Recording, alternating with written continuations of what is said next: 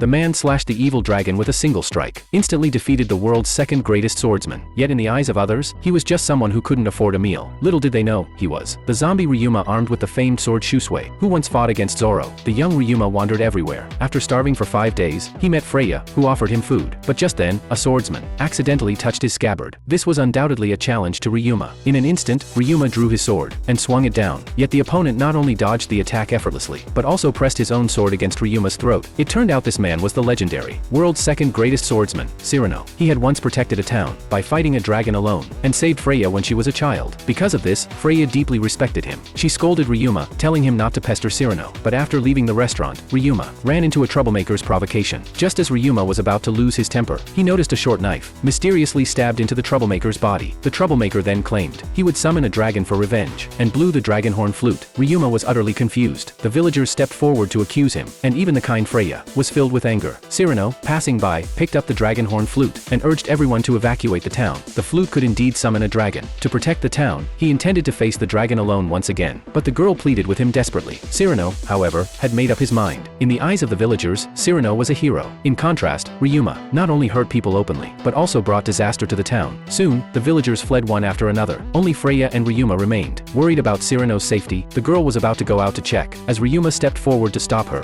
Freya shouted at him angrily. At that moment, Ryuma suddenly swung his sword, warning her not to look back. But the stubborn Freya didn't listen, and witnessed a heartbreaking scene. It turned out all of this was a collusion between Cyrano and the troublemaker, a show put on for everyone. Their goal was to plunder the villagers' treasures, and the so-called savior was actually the demon who, for fame, had killed Freya's parents. Finally understanding the truth, Freya broke down crying in her room. Ryuma, guarding outside the door, decided to seek vengeance for her. Gripping Shusui, he charged at Cyrano. In just an instant, before Cyrano could even counter, Ryuma cut him down. It all happened in a second. Even the dragon in the sky was defeated by Ryuma with a single strike. Afterward, he packed his belongings and left the town. Only then did someone recognize Ryuma. He was the world's greatest swordsman.